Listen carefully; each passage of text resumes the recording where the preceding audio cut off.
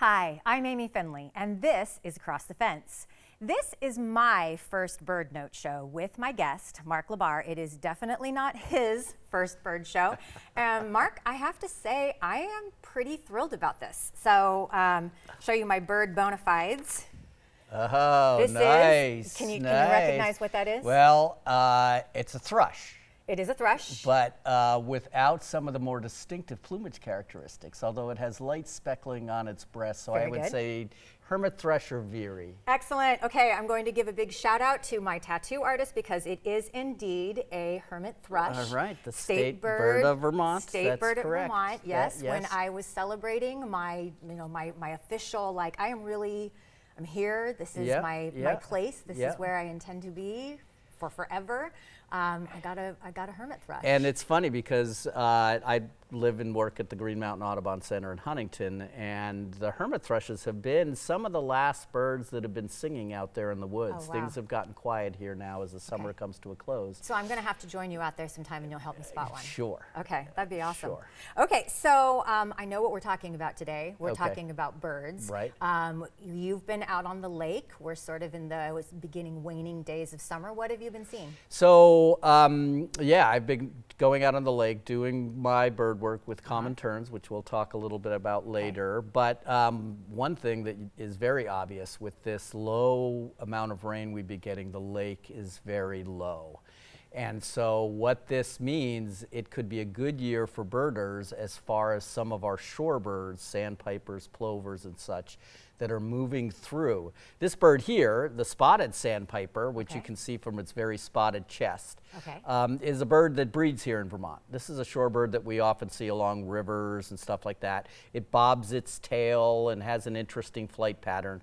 But you know, if you see a shorebird during the summer breeding season, along a river, along Lake Champlain, you're likely to see the spotted sandpipers. And are those more tricky to find? Or are those one of the harder to spot No, birds? they'll, you know, if you're down at the river, you're swimming or something like that, and there's a nesting pair around, they'll be around and you know, you'll be able to see them. The others are birds that are, you know, breeding up north, now moving down south, and with this low water, they take advantage of these exposed mud flats and shorelines and such.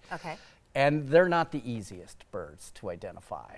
So for instance, this is one of our, what we call the peeps, one of our smaller shorebirds. They're called peeps because they're very difficult to tell apart. And this is a least sandpiper.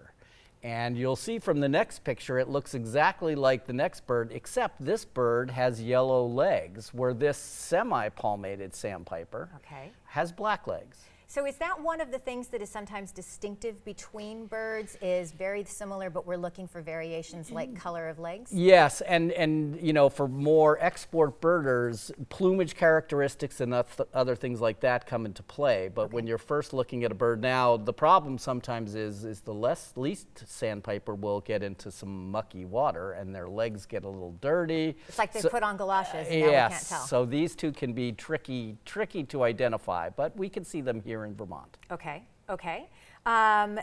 So sandpipers, are there some bigger So sandpipers? this guy's a little bit bigger, Okay. Still small, and in the summer when we don't necessarily see them, we may see them in the spring. This bird has like a black belly, has different plumage. This is the Dunlin. And it has a little bit bigger bill than the other two, and if you look really close, the tip of the bill dips. Right at the end, it kind of dips down. So you can see that with a pair of binoculars, and that'll let you know that it is a Dunlin.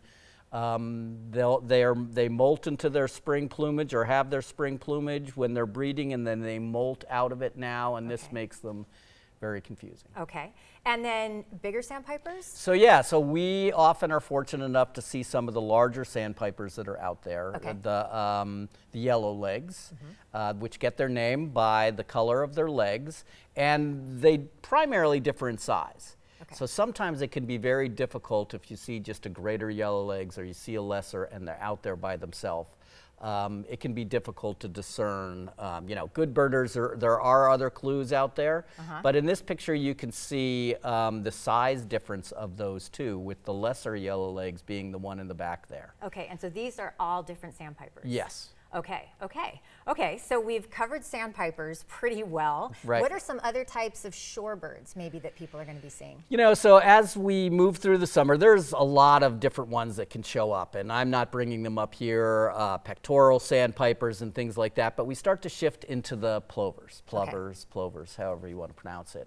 Ruddy turnstones is shorter bill. This is one that's in its winter plumage, so it's not as brightly decorated. We see them in the spring as well. Unfortunately, they sometimes show up on the tern islands and eat a bunch of tern eggs while they're here. So, but you'll see them, you know, as their name says, flipping over rocks and shells and things as they search for food. Along the, you know. Oh, that's why the turnstone. The turnstone. Got it. Ruddy turnstone. Exactly. Okay. All right. Okay. And then another one is the semi-palmated plover. Now this is, we had the semi-palmated sandpiper. That refers to some of the webbing characteristics of their feet. But you can see this is very different from the semi-palmated sandpiper. This plover. Well, you can see that they are. Well, it has a very short bill. Okay. And it has that ring around its neck. Okay. And so, you know, again, these are birds that are going to take advantage of Lake Champlain, rivers, places like Dead Creek Wildlife Management Area, depending on how they manage the water level there. There can be flats that open up, are great for shorebirds. So birders flock to these sites this time of year. Okay. That sounds exciting.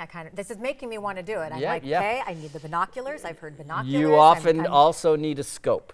And a scope. Because it's a higher power, and often the birds are out at a distance, so scopes can be very handy. Got it. Okay, so we're packing our telescopes, not telescope. We're packing our binoculars. We're packing a scope. Okay.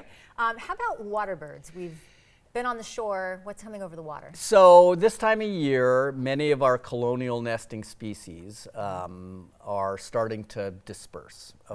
I have worked with common terns. You'll probably hear about them in the future.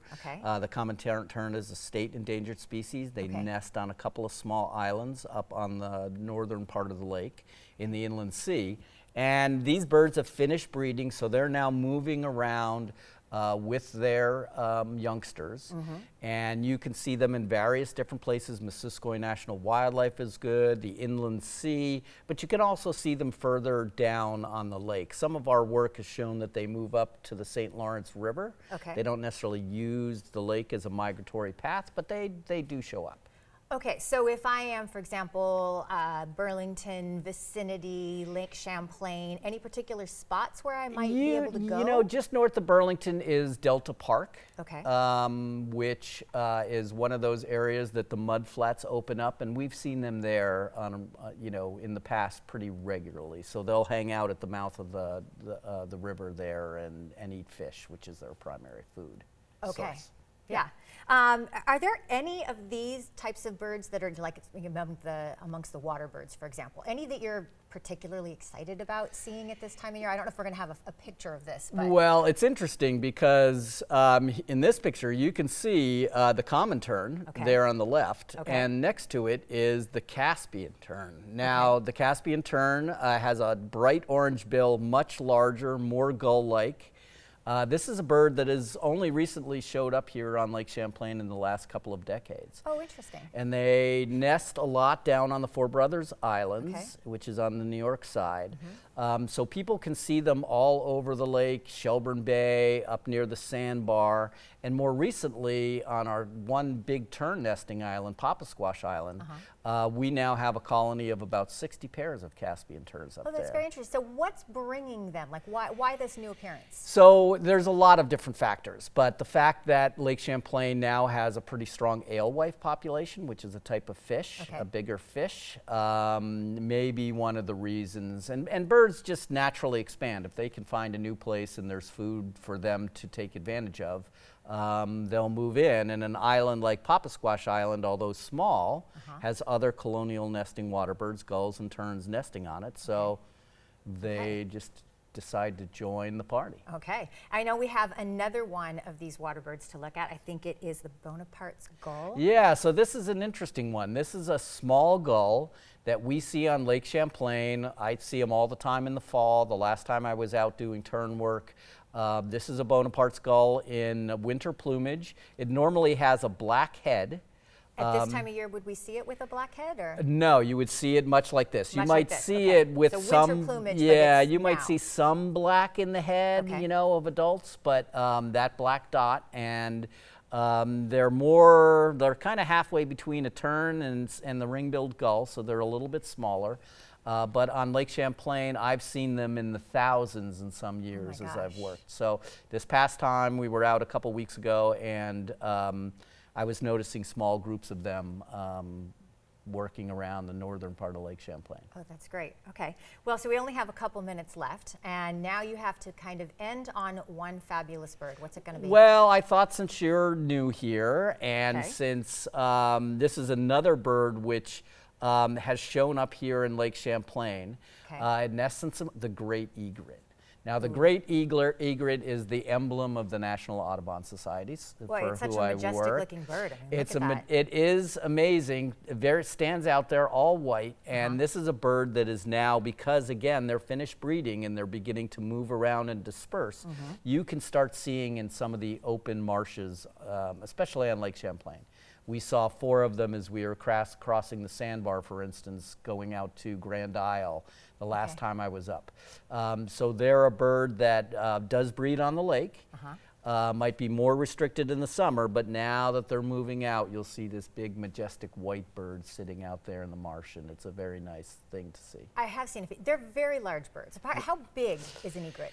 So if you were to, you know, comparable to a great blue heron, if folks Okay. know great blue herons, they're in that same size range. And so, and great blue herons are very common on Lake Champlain. Great egret's a little bit less so. Okay. And so, but you know, when you see a great egret sitting out in the marsh there, it just stands out because of that stark white color. This has been fabulous. If you have a bird-related question, email Mark at the address on the screen. You can also call him at the number provided right there. We really are that kind of show. Go ahead and call us. And don't forget, if you have a question about a bird you've seen, send a picture. You don't have a picture? It never happened. Thank you, Vermont, for learning and exploring with me today. And thanks to the team that makes Across the Fence possible. I'm Amy Finley. This is Across the Fence. Come back.